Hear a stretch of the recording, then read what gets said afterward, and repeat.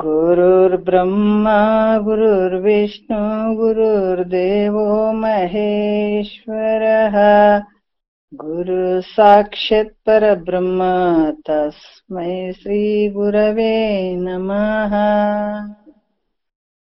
ಶ್ರೀ ಜಗದ್ಗುರು ಸಿದ್ಧಾರೂಢರ ಪಾದಕಮಲಗಳಿಗೂ, ಶ್ರೋತ್ರಿಯ ಬ್ರಹ್ಮನಿಷ್ಠ ಸದ್ಗುರು ಬಸವಾನಂದರ ಪಾದಕಮಲಗಳಿಗೂ, ಅವರ ಪ್ರತಿರೂಪದಂತಹ ನಿಜಗುಣಪ್ಪನವರ ಪಾದಕಮಲಗಳಿಗೂ ನನ್ನ ದೀರ್ಘದಂಡ ಪ್ರಣಾಮಗಳನ್ನ ಸಲ್ಲಿಸುತ್ತಾ, ಎಲ್ಲ ಮಹಾತ್ಮರ ಪಾದಕಮಲಗಳಿಗೂ ನನ್ನ ದೀರ್ಘದಂಡ ಪ್ರಣಾಮಗಳನ್ನ ಸಲ್ಲಿಸುತ್ತಾ, ಮನದಲ್ಲಿ ಸ್ಮರಿಸಿಕೊಳ್ಳುತ್ತಾ, ತಮ್ಮೆಲ್ಲರಿಗೂ ವಂದಿಸುತ್ತಾ, ಇವತ್ತಿನ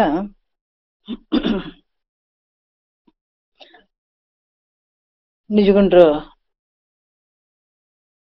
ಹೇಳಿದಂತ ಕೈವಲ್ಯ ಪದ್ಧತಿ ಒಳಗೆ ಜ್ಞಾನ ಪ್ರತಿಪಾದನಾ ಸ್ಥಳ ನಾವು ನೋಡ್ತಾ ಇದ್ದೀವಿ. ಇದು ಕ್ರಮಶಾಸ್ತ್ರ.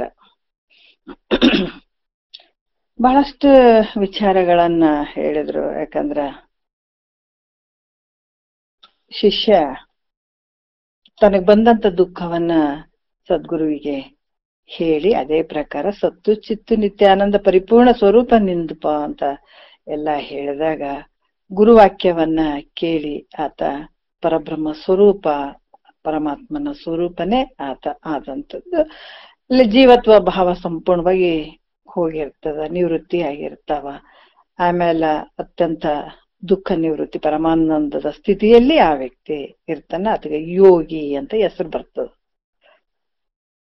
ಇಲ್ಲಿ ಕೂಡ ಹಿಂದಿನ ವಿಚಾರದಲ್ಲಿ ಬಹಳಷ್ಟು ವಿಷಯಗಳನ್ನ ಹೇಳಿ, ಅಲ್ಲ ಈಗ ಜೀವನ್ಮುಕ್ತರ ಆಗಿದಾರ ಅಂತ ಹೇಳ್ತೀರಿ ಗುರುಗಳೇ, ಅವ್ರಿಗೆ ಜ್ಞಾನಿ ಅಂತ ಹೇಳ್ತೀರಿ. ಮತ್ತೆ ಜ್ಞಾನಿ ಮೊದಲ ಶಾಸ್ತ್ರ ಕೇಳೋದಕ್ಕಿಂತ ಮುಂಚೆ, ಶ್ರವಣ ಮಾಡೋದಕ್ಕಿಂತ ಮುಂಚೆ ಹಂಗ ಇದ್ದ, ಮತ್ತೆ ಈಗನು ಹಂಗೆ ಅದಾನ. ಆತಗ ಎಲ್ಲ ಒಂದು ಕೈ ಕಾಲು ಅದಾವ, ಶರೀರಗಳು ನಮ್ಮದು ಹೆಂಗದ ಹಂಗ ಅದಾವ. ಮತ್ತ ಆತನು ಉಣ್ತಾನ, ತಿಂತಾನ, ಮತ್ತೆ ಎಲ್ಲ ವ್ಯವಹಾರ ಮಾಡ್ತಾನ. ಮತ್ತ ಎಲ್ಲಾನು ಯಾಕಂತಂದ್ರ ಈ ಸಂಸಾರದಾಗ ಆತನು ಇರ್ತಾನ, ಇಂಥ ಜಂಜಾಟದಾಗ ಆತನು ಅದಾನ. ಆತಗೂ ಶರೀರಕ್ಕೆ ರೋಗ ರುಜಿನಗಳು ಆತಗೂ ಬರ್ತಾವ. ಮತ್ತ ಆತಗ ನಾವು ಜ್ಞಾನಿ ಅಂತ ಹೆಂಗ್ ಕರಿಬೇಕು? ಜ್ಞಾನಿ ಚಿಹ್ನಗಳೇನು? ಇಂಥತೆ ಹಿಂಗಂತ ಆತಗೂ ಒಂದೇನಾರ ಚಿಹ್ನಗಳು ಜ್ಞಾನಿಗಿದ್ದು ಅಂತಂದ್ರ, ಹೌದಪ್ಪ ಇದು ದೊಡ್ಡ ಜ್ಞಾನಿ ಈತ ಅಂತ ನಾವ್ ಅನ್ಕೊಳ್ಬಹುದು, ಈತ ಯೋಗಿ ಅಂತ ಅನ್ಕೊಳ್ಬಹುದು. ಅಂತದ್ ಏನ್ ಇಲ್ಲಲ್ಲ. ಯಾಕಂದ್ರೆ ಶರೀರದ ಮೇಲೆ ಹಾಕಿದಂತ ಕುರುಹುಗಳು ಜ್ಞಾನಕ್ಕೆ ಅದಕ್ಕೆ ಸಂಬಂಧ ಐತೆ ಅನ್ನೋದ್ರೆ ಇಲ್ಲ. ಯಾಕೆ ಶರೀರದ ಮೇಲೆ ಏನ್ ಹಾಕೊಂಡ್ರೆ ಜ್ಞಾನಕ್ಕೆ ಅದಕ್ಕೆ ಸಂಬಂಧ ಇರಂಗಿಲ್ಲ. ಮತ್ತೆ ನಾವು ಯಾರಿಗಂತ ನಾವು ಜ್ಞಾನಿ ಅನ್ಬೇಕು ಅಂತ ಅಂದ್ರೆ ಅದನ್ನ ಹೇಳ್ತಾರ ಅವ್ರು ಈ ಪದ್ಯದಲ್ಲಿ.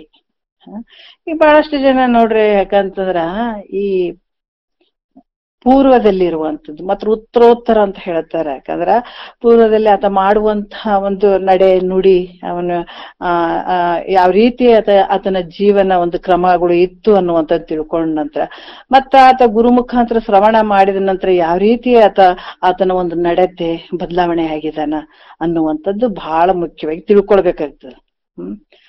ಈಗ ಅದದ್ ಬಿಟ್ಟು ಗುರುಗಳು ಸೇವೆನೂ ಮಾಡಿಲ್ಲ, ಗುರುಗಳು ವಾಕ್ಯನೂ ಕೇಳಿಲ್ಲ, ಆ ಭಾವನೂ ಇಲ್ಲ, ಎಲ್ಲೋ ಒಂದ್ ಚೂರು ಚಾರು. ಯಾಕಂತಂದ್ರೆ ವಾಕ್ಚಾತುರ್ಯ ಅನ್ನೋದು ಒಂದ್ ಇರ್ತದ. ಏನಾರ ಒಂದ್ ವಿಷಯ ಇತ್ತಂದ್ರ ಅದನ್ನ ಚೆನ್ನಾಗಿ ಹೇಳುವಂತ ವಾಕ್ಚಾತುರ್ಯ ಉಳ್ಳಂತ ಒಂದು ವ್ಯಕ್ತಿಗಳು ಇರ್ತಾರ.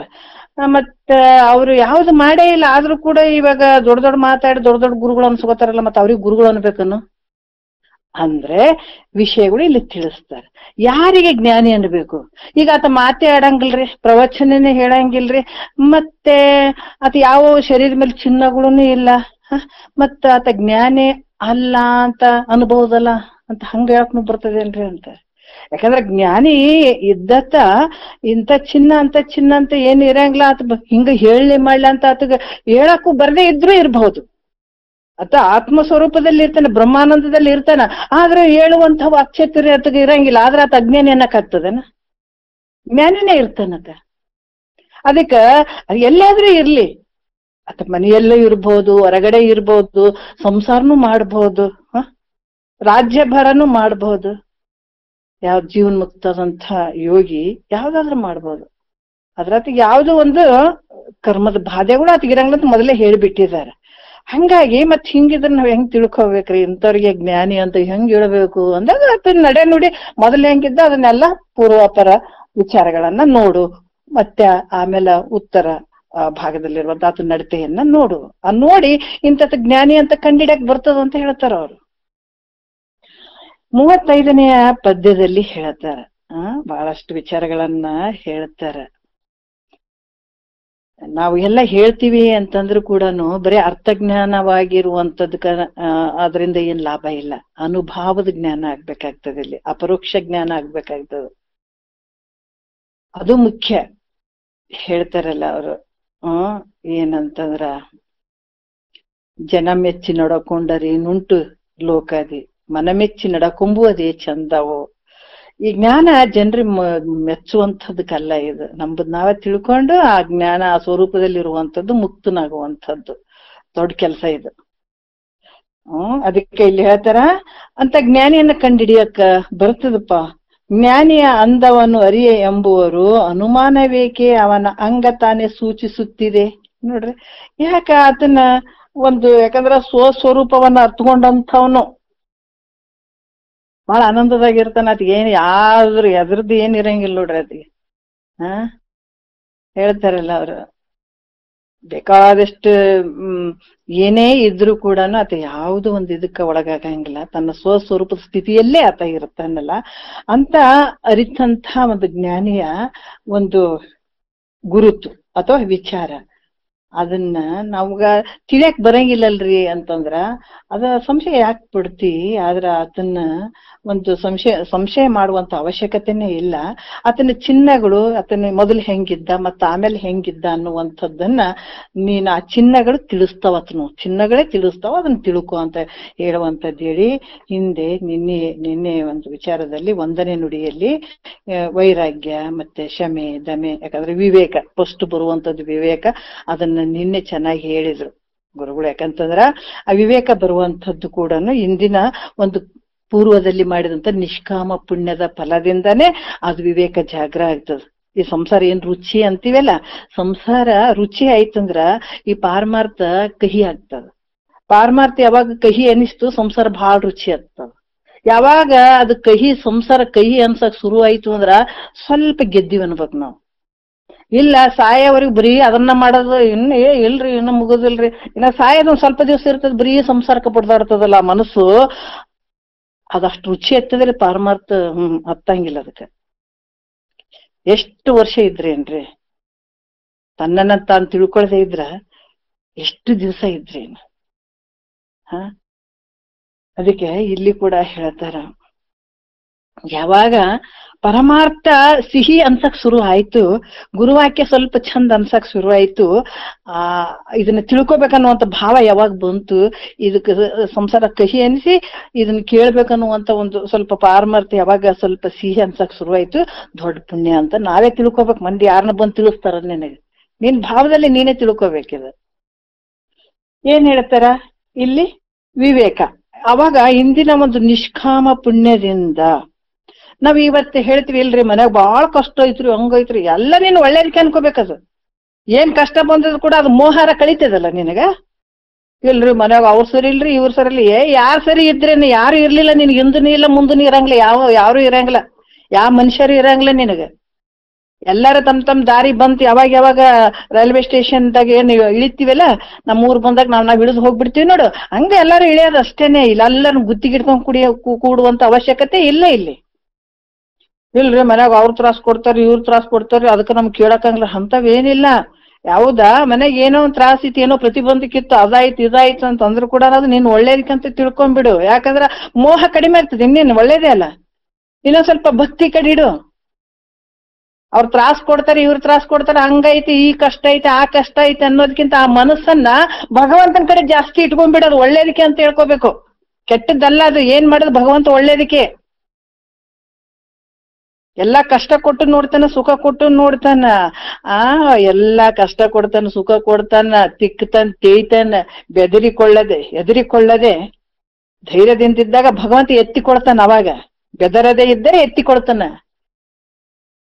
ಏನ್ ಕೊಟ್ರೆ ಒಂದು ಶ್ರೀಮಂತಿಕೆ ಬಂದ್ರು ಕೂಡ ಅದು ನಿನ್ನ, ಯಾಕ ಅದ್ರಾಗ ಕೂಡ ಮುಳುಗಕ್ ಹೋಗ್ಬೇಡ.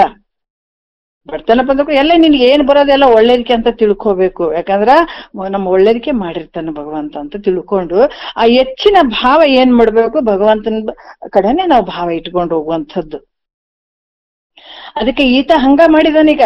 ಏನು ಈಗ ಸುಮ್ನೆ ಯೋಗಿಗಳು ಸುಮ್ನೆ ಆಗಿಲ್ಲ, ಜ್ಞಾನಿಗಳು ಸುಮ್ನೆ ಆಗಿಲ್ಲ. ಅವರು ಬಹಳಷ್ಟು ಕಷ್ಟಪಟ್ಟಿದಾರ ಹುಟ್ಟಿನಿಂದನೂ.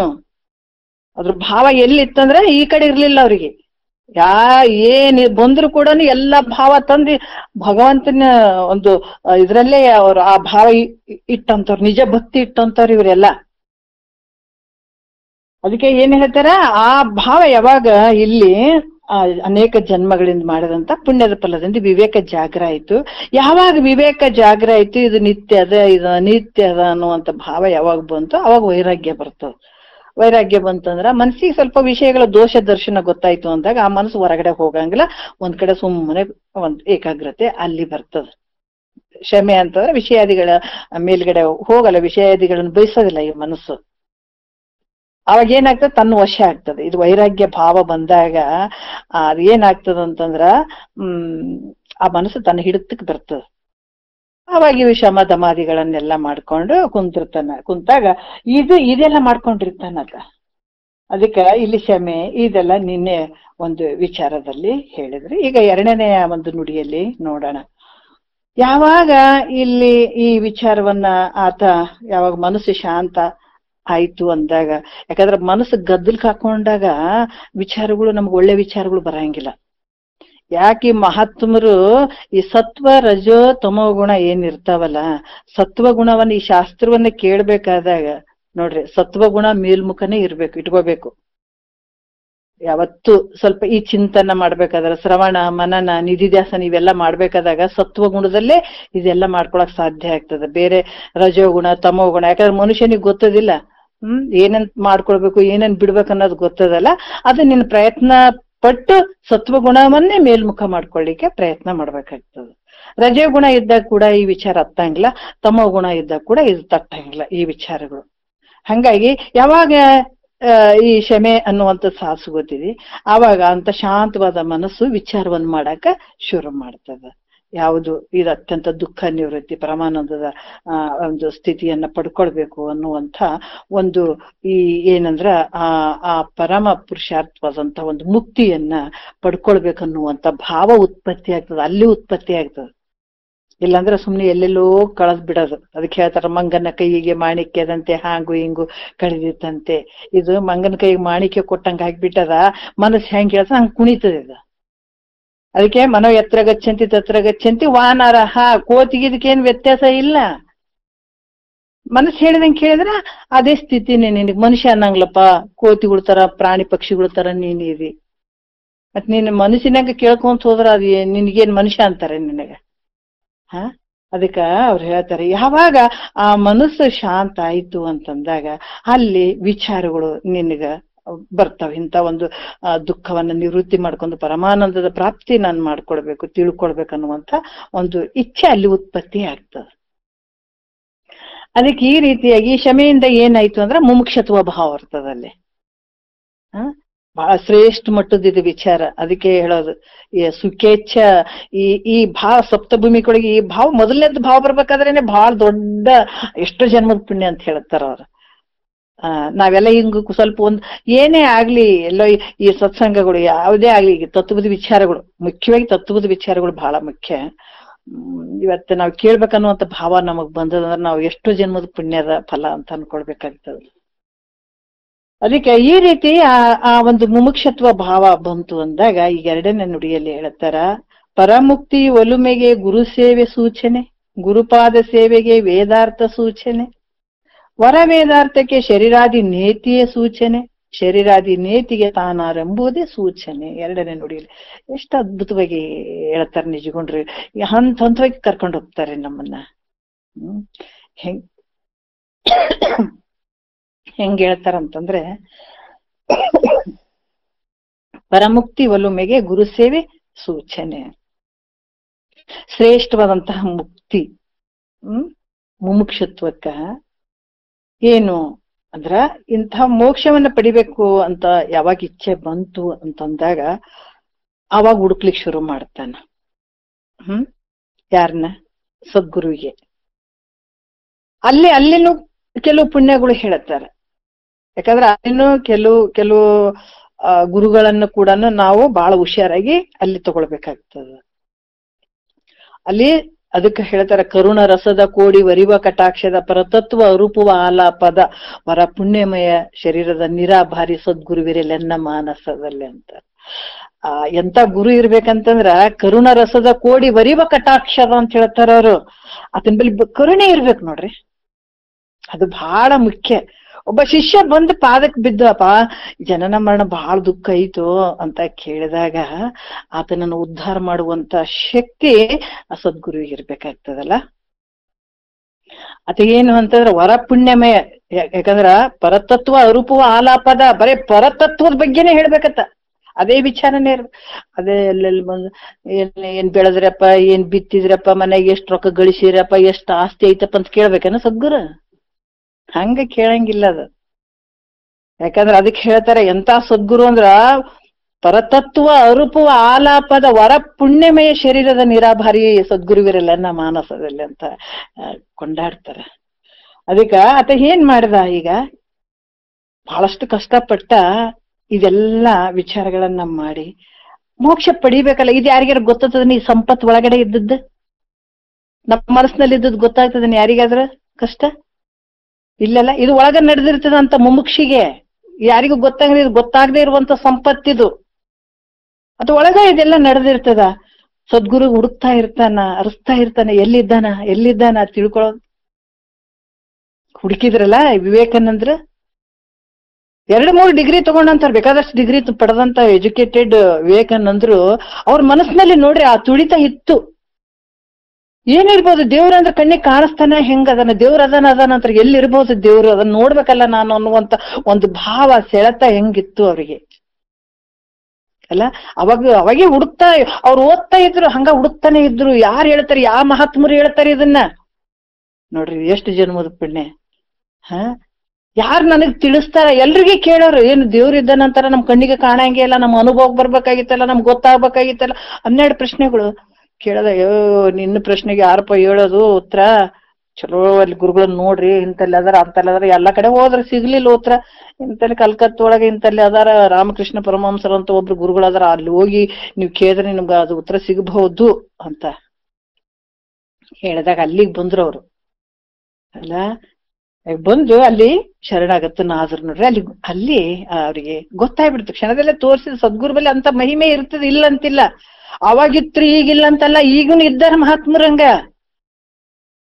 ಆದ್ರೆ ಪ್ರಚಾರಕ್ಕೆ ಇರಂಗಿಲ್ಲ, ಇರ್ತಾರ, ಅದಾರ, ಅವ್ರ ಮಹಿಮೆ ಆದ. ಇವತ್ತಿಗೂ ಬಹಳಷ್ಟು ನಡೀತಾವ, ತರ್ಕಕ್ಕೆ ನಿಲ್ಕದೆ ಇರುವಂತ ಘಟನೆಗಳು ನಡೀತಾವ, ಇಲ್ಲ ಅಂತಿಲ್ಲ, ಯಾವ್ದು ಅಲ್ಲಗಳಂಗಿಲ್ಲ. ಅವಾಗ ಅವು ಸದ್ಗುರುವಿಗೆ ಶರಣಾಗತನ ಆಗುವಂಥದ್ದು. ಇಲ್ಲಿ ಕೂಡ ಈತಗ ಅಂತ ಭಾವ ಬಂದದ, ಸದ್ಗುರುನ ಹುಡುಕಿದ, ಶರಣಾಗತನಾದ. ಯಾಕಂದ್ರ ಮೋಕ್ಷ ಆಗ್ಬೇಕಾದ್ರ ಫಸ್ಟ್ ಜ್ಞಾನ ಆಗ್ಬೇಕಾಗ್ತದ. ಜ್ಞಾನ ಆಗ್ಬೇಕಾದ್ರ ಸದ್ಗುರು ಬೇಕಾಗ್ತದ. ಬಹಳ ಜಗತ್ತಿನೊಳಗೆ ಇದಕ್ಕಾಗೆ ಮಾಡುವಂಥದ್ದು. ಮೋಕ್ಷ ಆನಂದಕ್ಕಾಗಿ, ಲೌಕಿಕದಲ್ಲಿ ಬಡದಾಡೋದು ಕೂಡ ಆನಂದಕ್ಕಾಗಿ ಬಡದಾಡೋದು. ಇವತ್ತು ಮಹಾತ್ಮರು ಬಡದಾಡಿದ್ರು ಅದಕ್ಕಾಗಿ, ಆನಂದಕ್ಕಾಗಿ ಬಡದಾಡಿದ್ರು, ಬೇರೆ ಏನು ಇಲ್ಲ ಇಲ್ಲಿ. ಅದಕ್ಕ ಈ ರೀತಿ ತನಗೆ ಜ್ಞಾನ ಆಗ್ಬೇಕಾಗಿತ್ತು ಅಂತಂದ್ರೆ ಯಾರು ಬೇಕಾಗ್ತದಲ್ಲಿ? ಸದ್ಗುರು ಬೇಕಾಗ್ತದ. ಇಲ್ರಿ ನಾ ಗುರುನೇ ಬೇಕಾಗಿಲ್ರಿ, ನಾವು ಎಲ್ಲ ಗ್ರಂಥಗಳದಾವ್ರಿ, ಓದ್ತೀನಿ ಬಿಡ್ರಿ, ಅಲ್ಲಿ ಹೋಗಿ ಯಾಕ್ರಿ ಕೇಳೋದು, ನಾ ಇಷ್ಟು ಹುಷಾರಿನಿ. ಅರೇ ರೇ ನೋಡ್ರಿ, ಯಾಕಂತಂದ್ರ ಗುರು ಅನ್ನೋದು ಬಹಳ ಬಹಳ ಶ್ರೇಷ್ಠ. ಯಾಕಂದ್ರೆ ಗುರುವಿನಿಂದನೇ ಈ ಕೆಲಸ ಆಗುವಂಥದ್ದು. ಹೇಳ್ತಾರಲ್ಲ, ಗುರುವಿಲ್ಲದೆ ಎಂತಪ್ಪ ಪುರುಷರಿಗಾದ್ರೂ ಕೂಡ ಈ ಮೋಕ್ಷವಾಗದು ಅಂತ ಹೇಳ್ತಾರ ಅವ್ರು. ಗುರುವಿನಿಂದನೇ ಈ ಕೆಲಸ ಆಗುವಂಥದ್ದು. ಇನ್ ದಾರಿ ತೋರ್ಸವ್ ಯಾರು? ಸದ್ಗುರುನೇ. ಅದಕ್ಕ ಗುರುವಿಲ್ಲದೆ ಎಂತಪ್ಪ ಪುರುಷರಿಗಾದ್ರೂ ಮೋಕ್ಷ ಆಗಲ್ಲ. ಅದಕ್ಕ ಅಂದು ಇಂದೆನ್ನದೆ ಬಂಧನ ಕಳಿಯೋ ತಂದೆ ಮಾರ್ತಂಡರ ಪಾದವ ಹಿಡಿಯೋ, ಬಂಧದ ವೈದ್ಯ ಶ್ರೀ ಗುರುವಿನ ಅರಿಯೋ, ಸಂಸಾರ ತಿಳಿಯೋ ನೀ ಕನಸಿನ ಪರಿಯೋ ಅಂತ ಹೇಳುವ ಹಾಗೆ, ಅವಾಗ ಅನ್ಬೇಡ ಈಗ ಅನ್ಬೇಡ, ನಿನ್ನ ಮನಸ್ಸಿನಲ್ಲಿ ಬಂತ ತಕ್ಷಣದಲ್ಲಿ ಕೇಳಕ್ ಶುರು ಮಾಡಿಬಿಡು. ಯಾಕಂದ್ರೆ ಇದು ಯಾವಾಗ ಹೋಗ್ಬಿಡ್ತದ ಗೊತ್ತಿಲ್ಲ. ಈ ಶರೀರ ಕ್ಷಣಿಕವಾಗಿರುವಂತಹದ್ದು.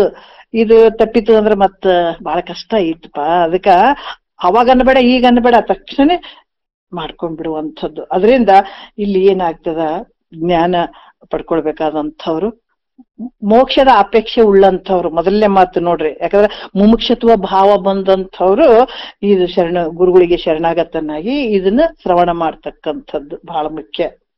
ಅದರಿಂದ ಈತ ಏನು ಜ್ಞಾನಾರ್ಜನೆ ಮಾಡ್ಬೇಕಂತ ಹೇಳ್ಬಿಟ್ಟು ಅವರ ಒಂದು ಸನ್ನಿಧಾನದಲ್ಲಿ ಅಥವಾ ಅವ್ರ ವಾಕ್ಯ ಕೇಳುವಂಥದ್ರಲ್ಲಿ ಆತ ಅಲ್ಲಿ ಏನ್ ಮಾಡ್ತಾನ, ಆ ಇಚ್ಛೆ ಬಂದದ ಗುರುವಿನ ಹತ್ರ ಏನ್ ಮಾಡ್ತಾನ, ಗುರು ಸೇವೆ ಮಾಡಕ್ ಶುರು ಮಾಡ್ತಾನ ಅವಾಗ. ಯಾಕಂದ್ರೆ ಗುರು ಕೃಪೆ ಮಾಡಿ ಹೇಳ್ಬೇಕು, ಗುರುವಿನ ಕೃಪೆ ಆಗ್ಬೇಕು.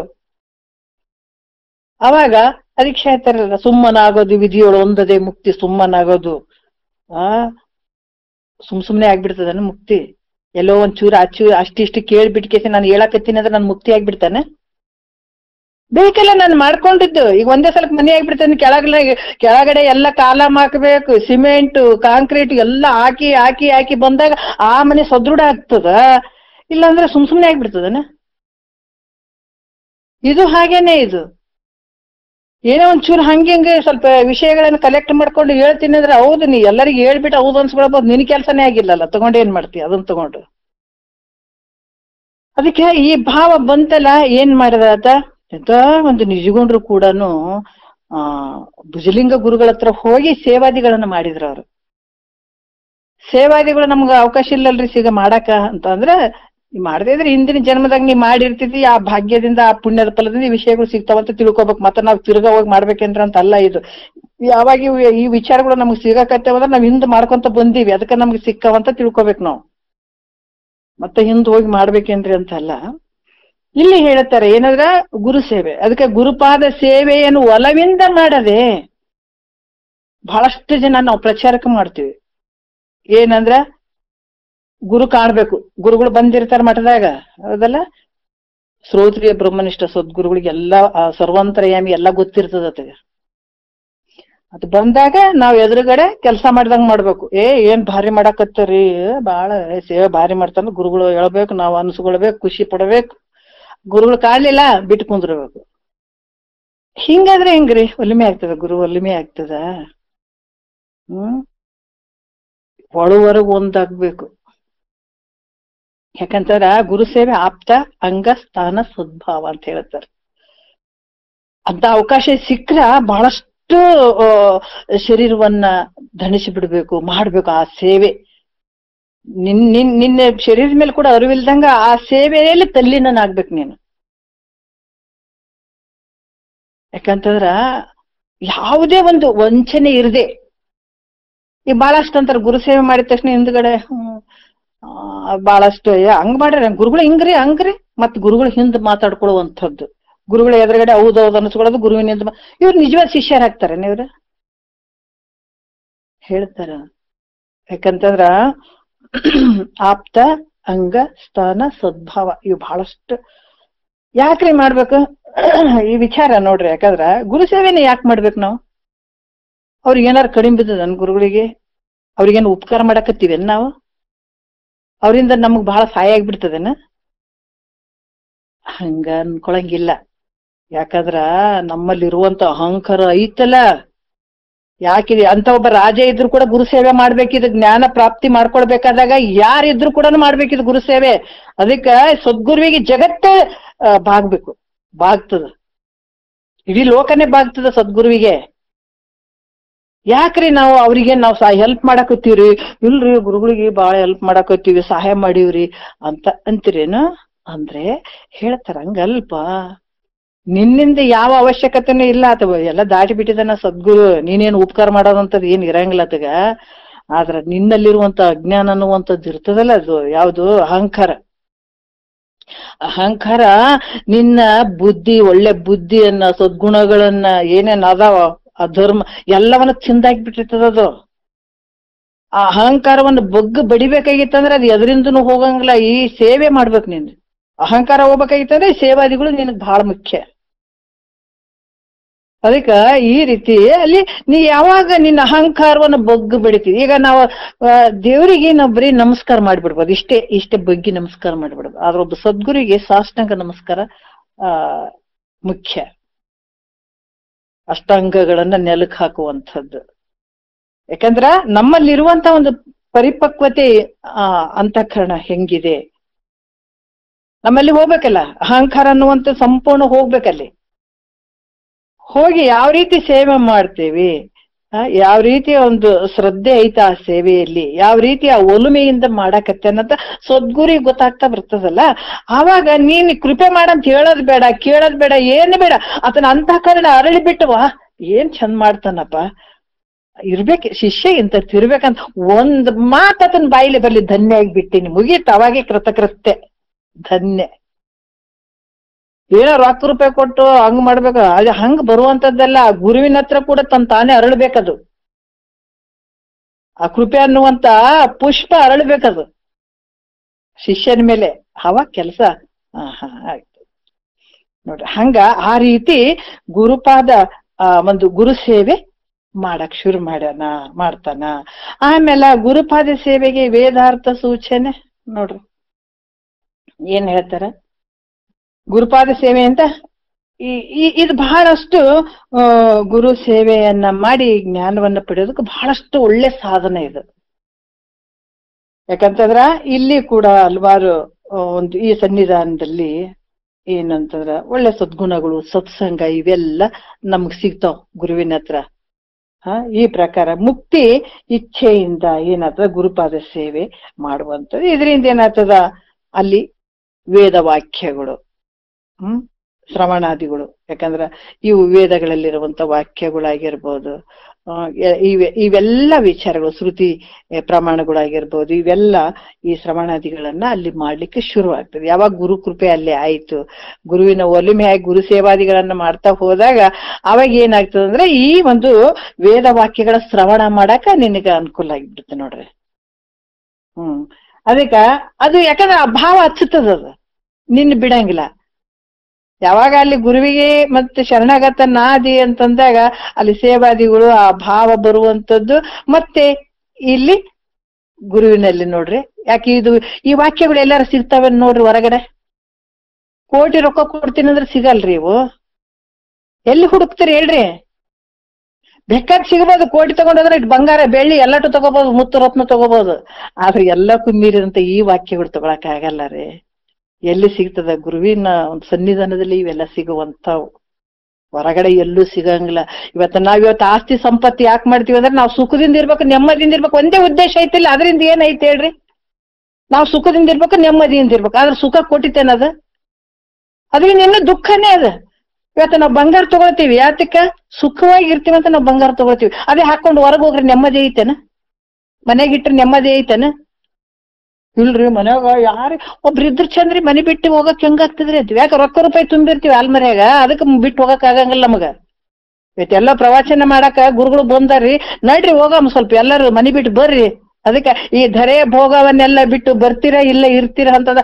ಬರಕ್ ಆಗಲ್ರಿ, ಮನೆ ಬಿಟ್ಟು ಹೆಂಗ್ರಿ ಬರಕ್ ಆಗ್ತದ? ಎಲ್ರ ಮನೆಗ್ ಕೀಲಿ ಹಾಕೊಂಡ್ರೆ ಹೆಂಗ್ರಿ? ಯಾಕ ಮನ್ಯಾಗ ಬಂಗಾರ ಬೆಳ್ಳಿ ರೊಕ್ಕ ಪಕ್ಕ ತುಂಬಿರ್ತಾರ, ಮತ್ ಕೀಪಾಯಿ ಹೊಡೆದ್ರೆ ಯಾರನ್ನ ತಗೊಂಡ್ರೆ ಹೆಂಗ್ ಮಾಡೋದು? ಅದು ಸುಖ ಏನದ? ಅಲ್ಲಲ್ಲ.